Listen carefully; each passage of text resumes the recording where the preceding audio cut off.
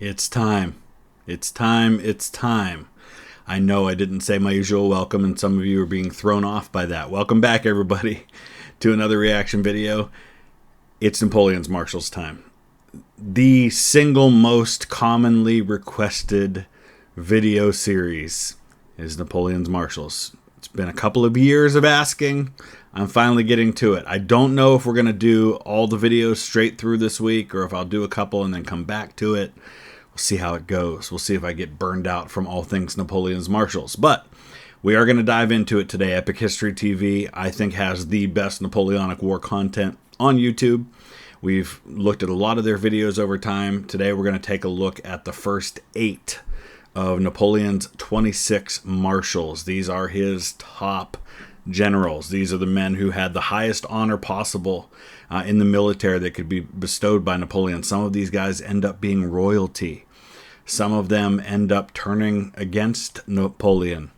Some of them are aristocrats. Some of them are people who, like Napoleon, have kind of risen from relative obscurity or minor nobility. So it's going to be interesting. I know I have a lot to learn about this topic. The Napoleonic Wars are something I've been trying to learn a lot about, but I've got a long way to go. So I welcome those of you who know a lot more about this topic than I do to share your comments in the comment section below. I'll put the link down in the description as always so you can check it out without my commentary. I'll say up front that very often when I do videos from Epic History TV, there are some random issues that happen with some of the music that they have. I don't know where they license their music from, but it's not anywhere that any of the other channels that I do reaction videos to license their music from, because I always get dinged for them, whereas I have licenses for most of those licensing services myself so that I can use it. So sometimes this stuff gets muted, so if something mutes out at one point and you don't hear sound, it's because YouTube muted something out in order to make the video live. So that is all kind of a upfront to say, let's go ahead and dive into this. I'm excited to learn something, and I'm excited to share with you what I know and add some feedback as we go about it. Let's dive in.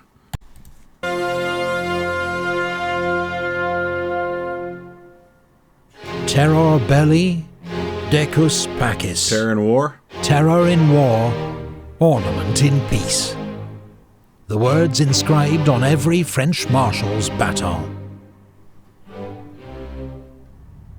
In France, the title of Marshal or Maréchal goes back at least to the 13th century. Really?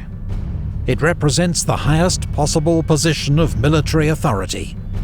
And in most countries, or at least many countries, that's the case. You have Field Marshal.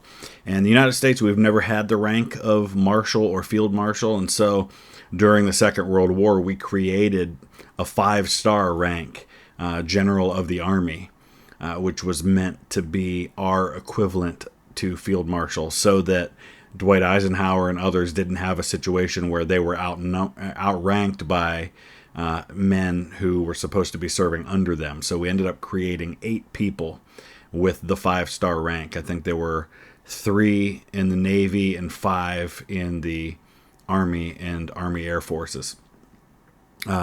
Since that time, we have also created kind of an unofficial General of the Armies. Well, not since that time.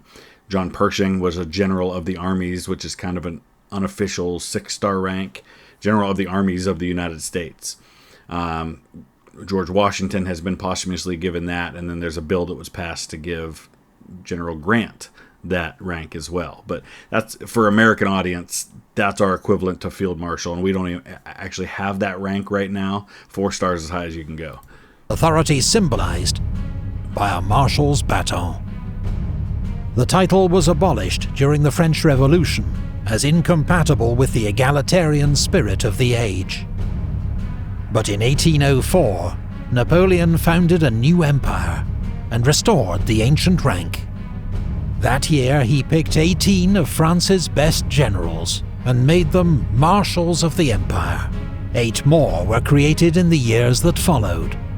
The Marshals outranked everyone in the new empire. And, you know, just looking at this list right now, you see some really famous names in there, men who we've talked about a lot in videos about the Napoleonic Wars. Bernadotte, the royal family of Sweden to this day is the House of Bernadotte, because he ends up being the king of Sweden. looking at guys like Marmont and Murat, Serurier and Suchet, and of course, probably the most famous of all of them is Ney down there in the bottom left corner. It's really going to be fascinating to learn the backstory for some of these guys. Apart from Napoleon's family, princes and ministers of state, they came from every background. Sons of aristocrats and innkeepers, professional soldiers and those who'd learned on the job, old-school Republicans and Bonaparte loyalists.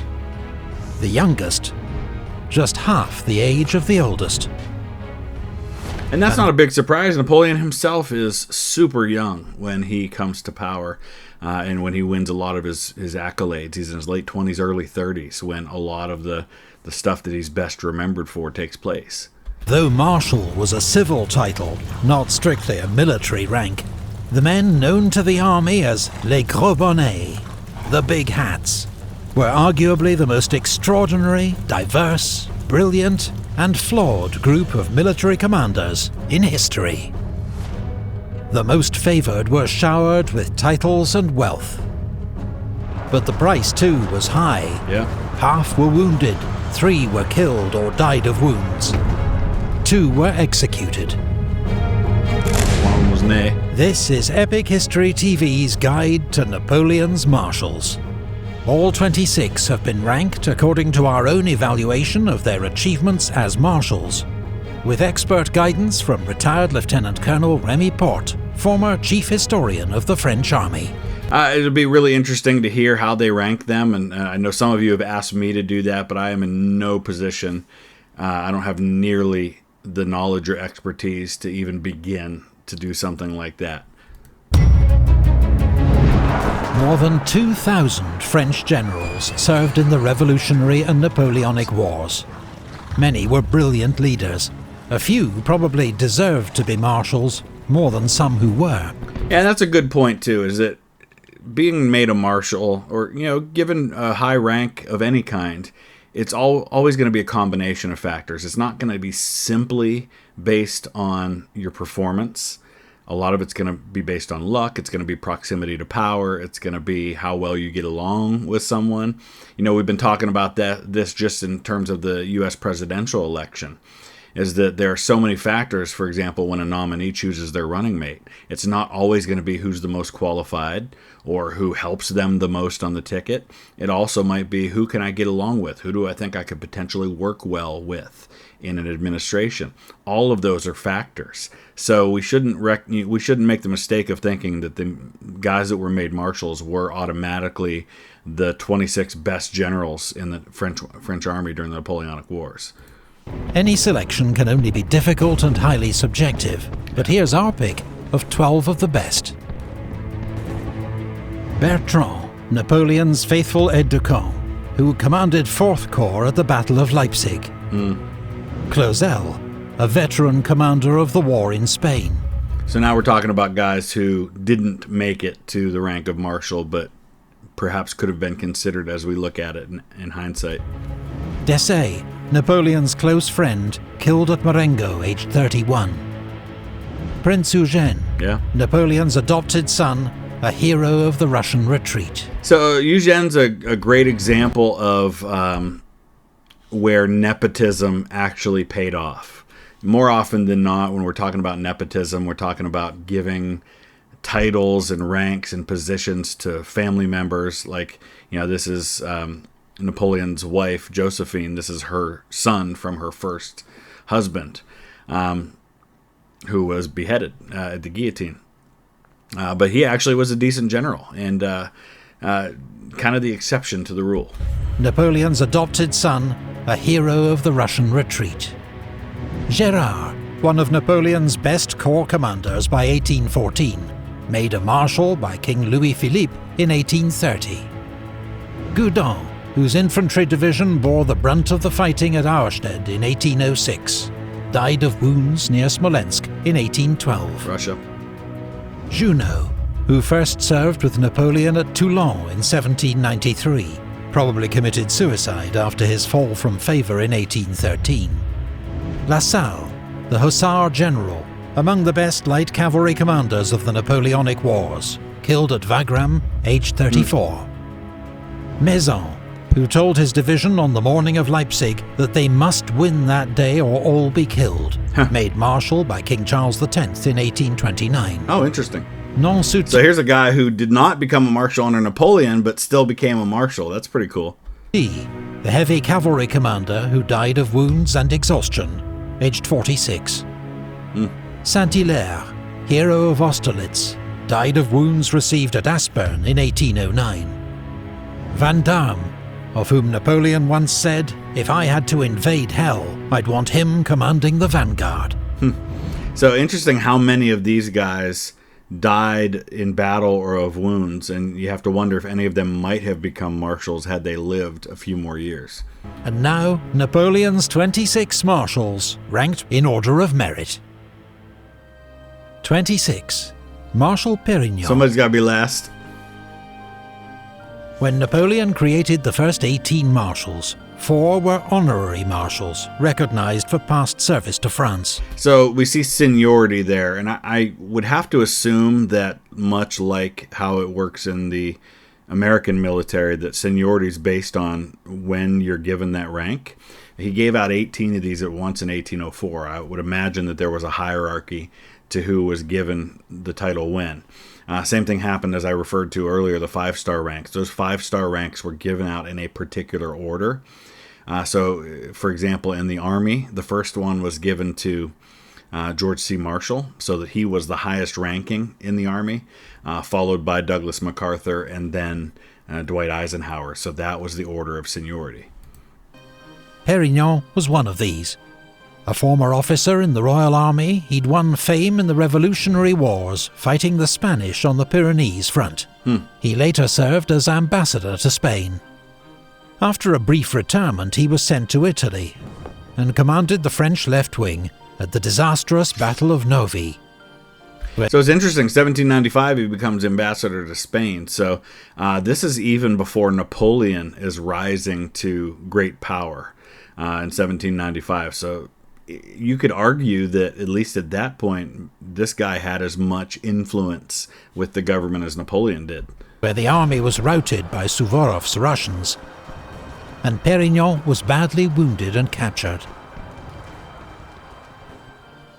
His appointment as honorary marshal in 1804 was a political move by Napoleon, a way to win acceptance for his new empire, by emphasizing continuity with the revolution. So that's kind of interesting because, I was wondering when I saw major battle honors, and there's no battle honors listed in the years leading up to or in the years after when he was created a marshal. So this is kind of, I like the idea that he's making the connection to the revolution because, like in many such eras, when you come to power like Napoleon does, you've got to placate certain factions. You've got to play nice. You've got to make them happy. And so he's probably making marshals from different groups, the revolutionaries, the Republicans, maybe even some aristocrats, some people who rise on their own merits, all those sorts of things. By rewarding its military heroes. Perignon never held active command as a marshal, but served as governor of Parma, and later Naples. His eldest son, Pierre, was a cavalry officer, killed at Friedland in 1807. Perignon retired in 1813, but refused to support Napoleon when he returned from exile in 1815, and was stripped of his marshal's baton. So, this doesn't surprise me. This guy's obviously more of a diplomat and a politician than he is a soldier at this point. So he's playing the diplomacy game. He's kind of seeing which way the wind's blowing, and he's not going to throw his lot in with Napoleon at the end.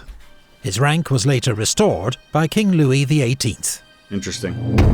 And there's another example then of Louis XVIII trying to placate some of the former Napoleonic folks when he, becomes king by throwing a bone to some guys like this, guys who aren't really a threat. 5. Marshal Brune.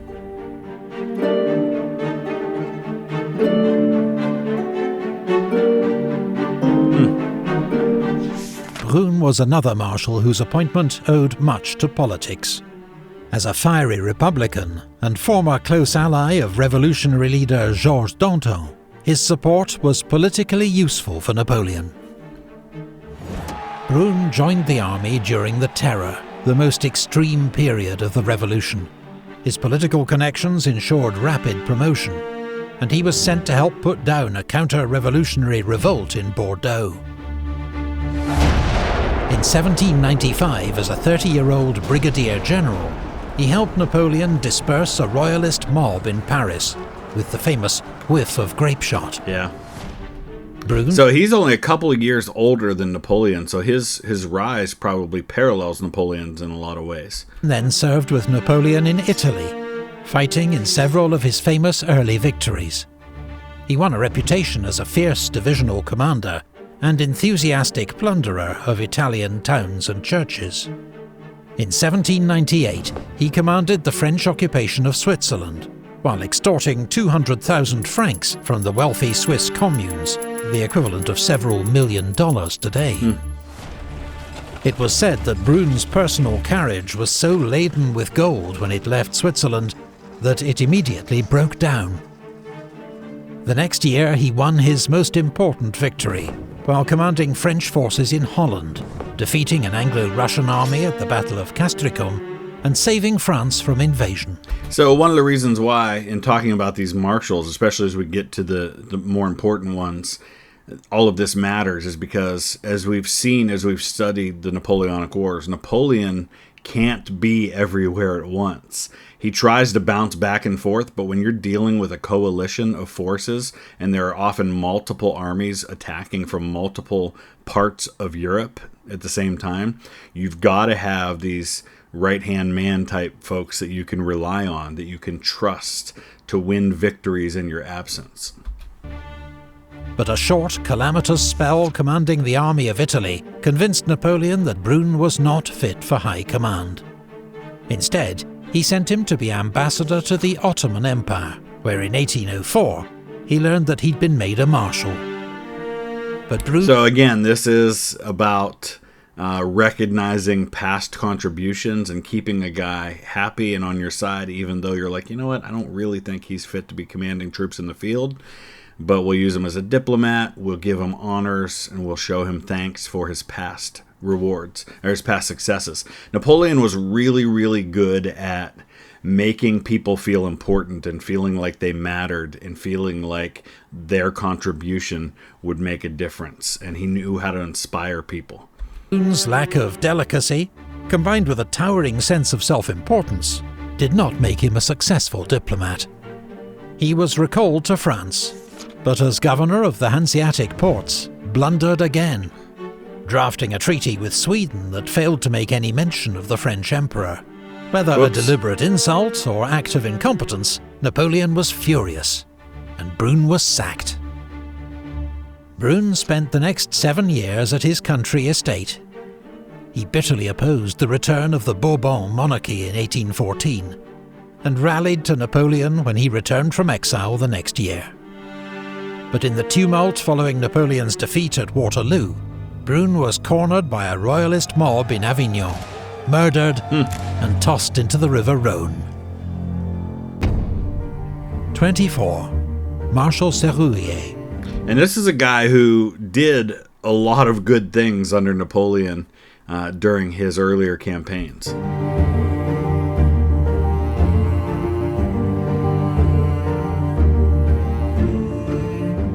Serurier was another of the 4 honorary marshals whom Napoleon wished to recognize for past service.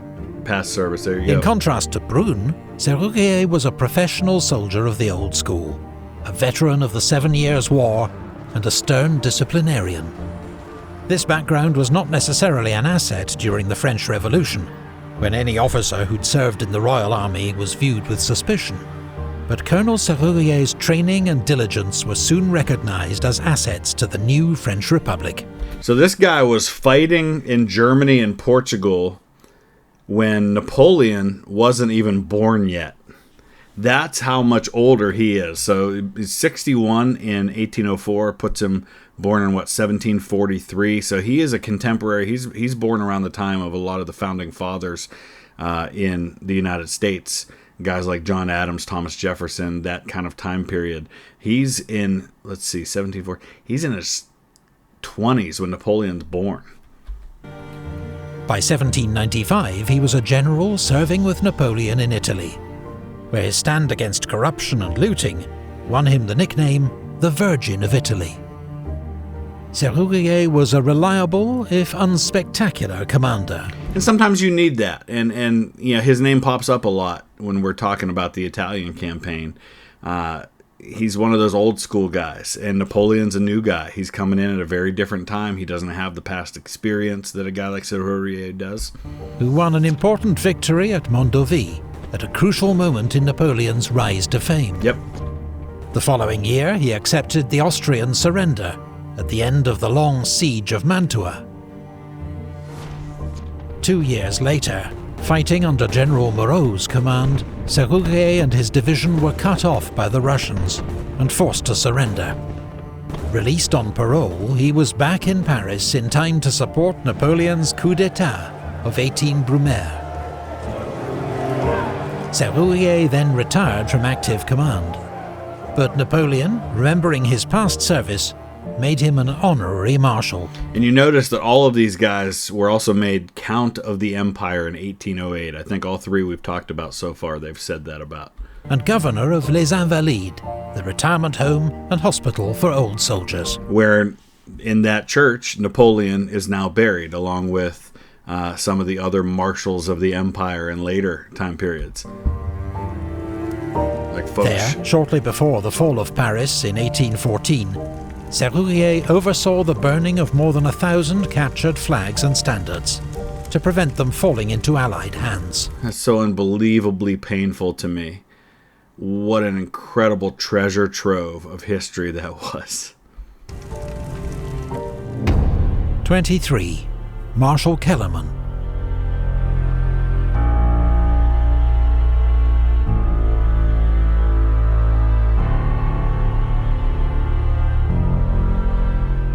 Kellermann was another honorary marshal, the oldest at 68, Wow. and famed throughout France as the saviour of the revolution. A career soldier from a middle-class background, he'd seen distinguished service as a cavalry officer in the 7 Years' War.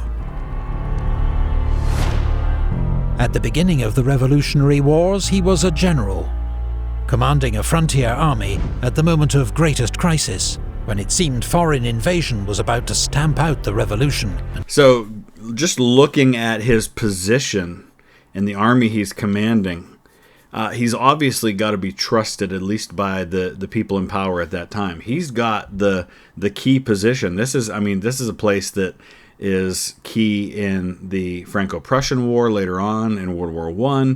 This is the road to Paris, coming from Germany through what is now Belgium, but was then the Austrian Netherlands. And restore the Ancien Régime. But at Valmy, in September 1792, Kellermann's Army of the Centre stood its ground, and with a ferocious artillery barrage, persuaded the Prussian army to withdraw.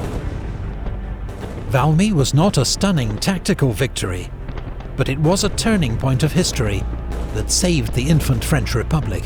How many times has France held on and won a victory in a war because an army stood their ground against an army that was on that road to Paris? When the revolution took a more radical turn, even a war hero like Kellermann became suspected of royalist links, and spent a year in prison under the threat of the guillotine. Acquitted and restored to command, he was poised to launch a new offensive in Italy, when he was sidelined, first by General Scherer, then in favour of a rising new talent, General Bonaparte. Kellermann later specialised in army administration and training, a role he continued to perform under Napoleon. Now, he is made a duke in 1808, so he's given a higher rank than these other guys who were made counts. Whilst also entering politics and serving as president of the Senate. His son, General François-Étienne Kellermann, followed in his father's footsteps, serving as one of Napoleon's best cavalry commanders. 22. Marshal Grouchy.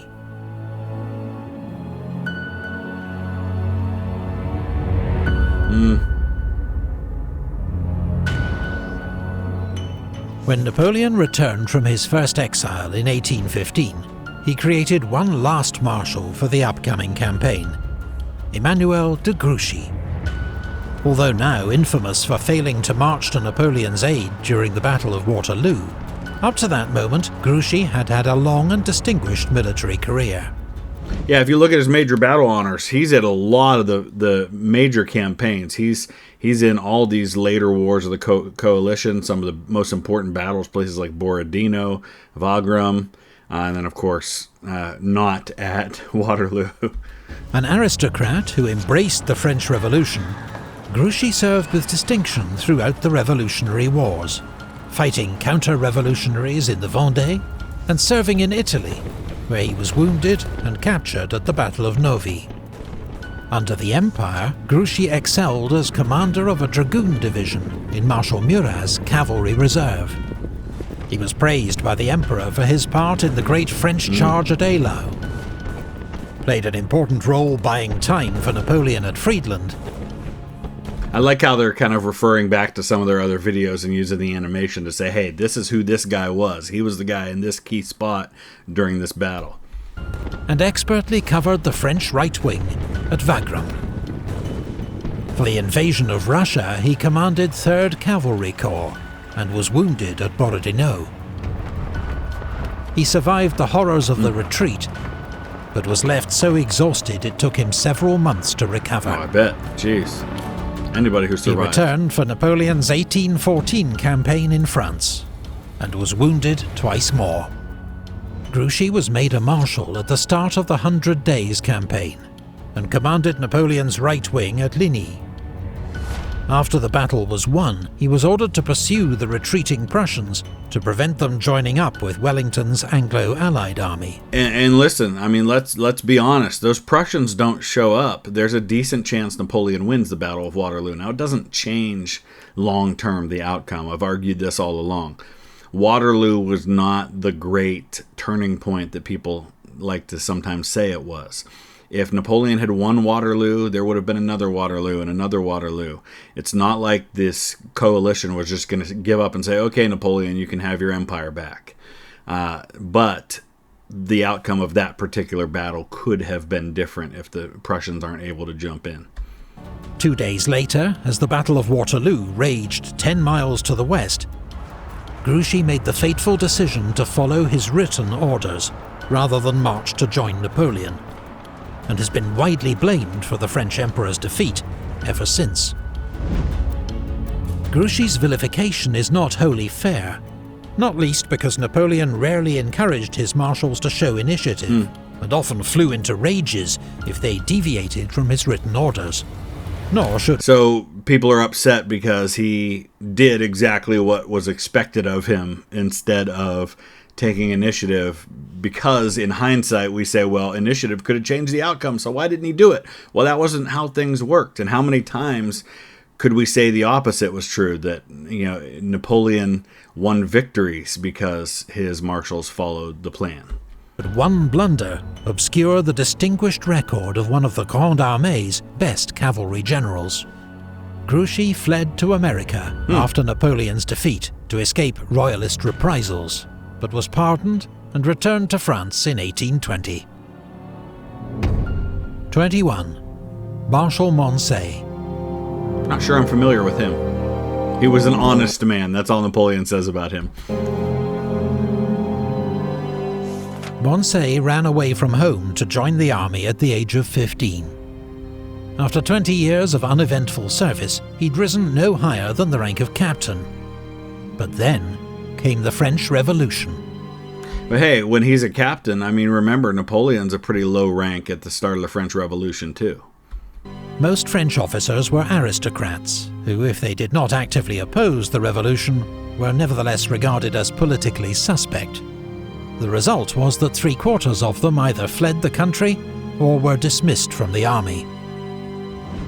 Moncey, a middle-class officer with no strong political views, reaped the benefit with meteoric promotion. By 1794, General Moncey was leading the army of the Western Pyrenees to victory over the Spanish. This is one of the things I've said before when talking about Napoleon, and it can apply to a guy like Moncey as well, is that in another time and another place, we never hear about these guys.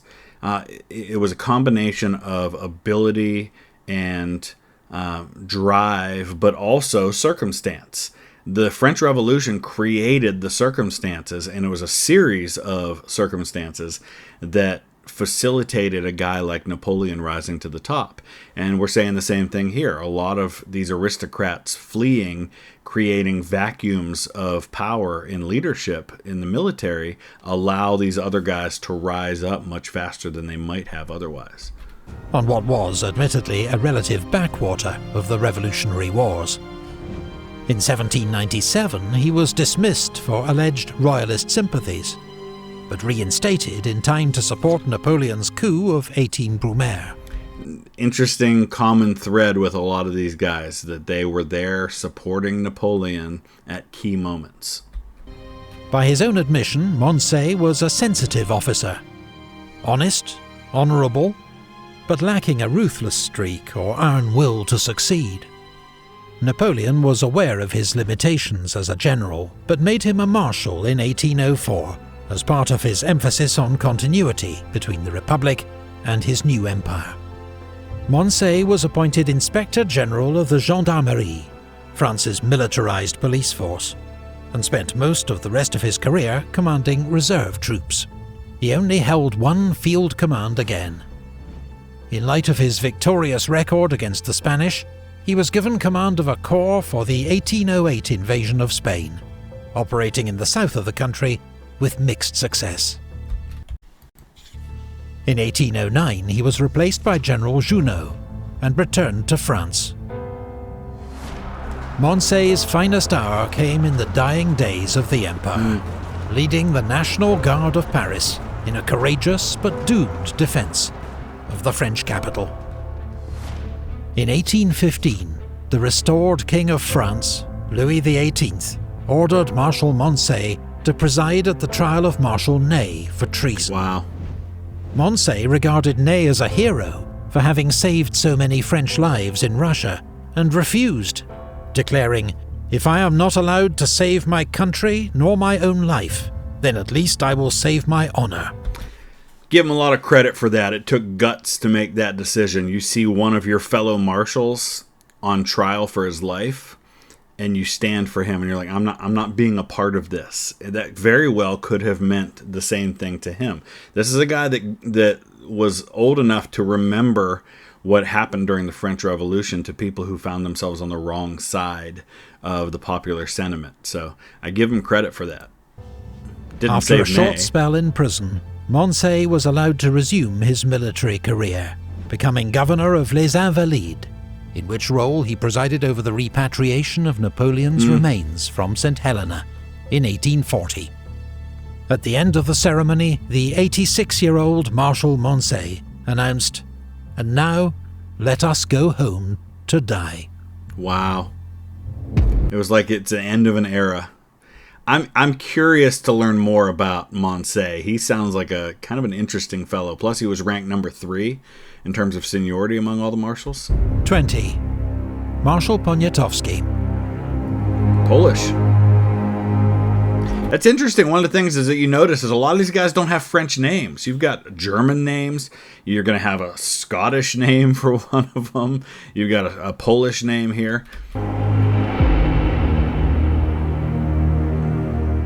Prince Józef Poniatowski was the King of Poland's nephew, but his military career began as a cavalry officer in the Austrian army, even serving as aide-de-camp to Emperor Józef II himself. In 1789, he transferred to the Polish army with the rank of Major General, but could not save Poland from partition by its rapacious neighbours, Russia, Prussia, and Austria. By 1795, Poland had vanished from the map, swallowed up by its rivals. After Napoleon's defeat of Prussia in 1806, Poniatowski decided loyal service to the French Emperor was the best way to win Poland's restoration. And the guy ends up a marshal. He's the last marshal made under Napoleon's first reign, because there's only one more after him, and that is the one that he makes during the 100 Days. Although he never fully trusted Napoleon's aims.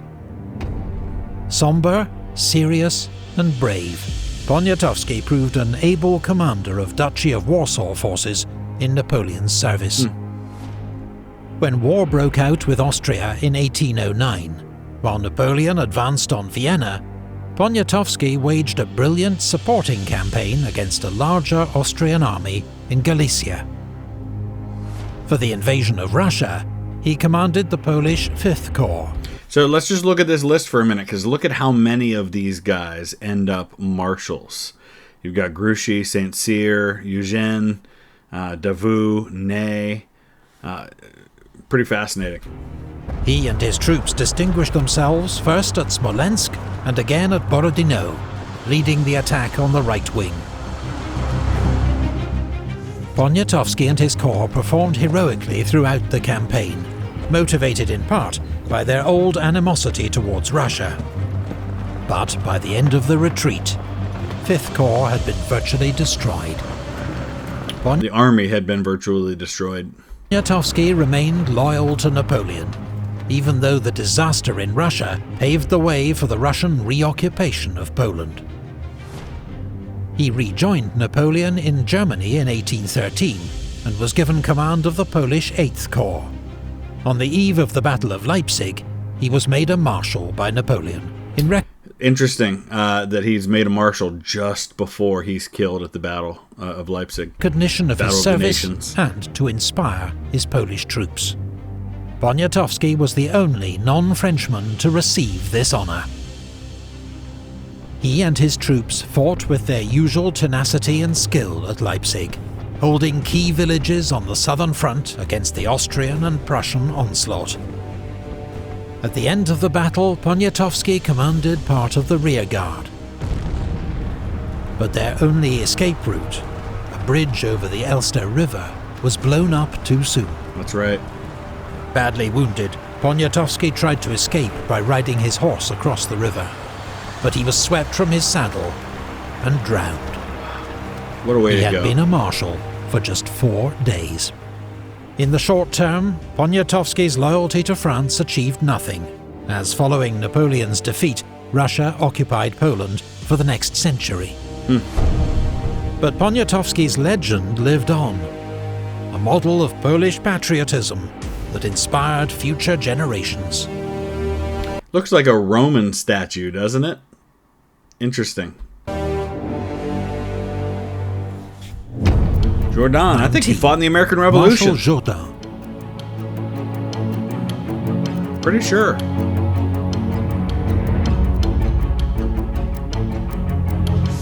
As a young French private, Jourdan saw combat in Georgia during the American Revolutionary War.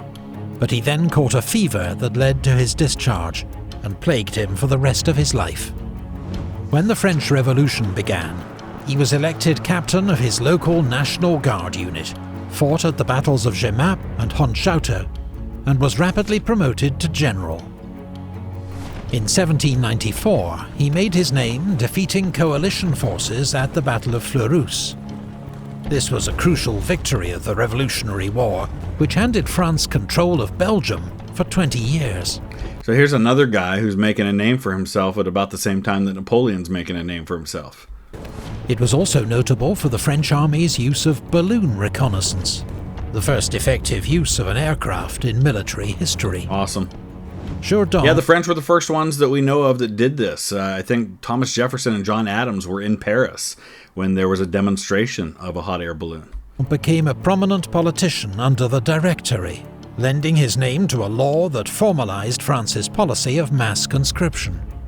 As a committed Republican, Jourdan refused to support Napoleon's coup of 18 Brumaire. So this is interesting, because here we have a guy who his background is more common. He's a clothes shop owner. He fights as a private during the American Revolution, fighting in the French army.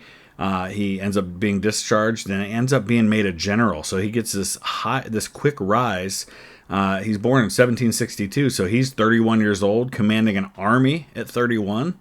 And then he opposes Napoleon's coup. So it's fascinating to me.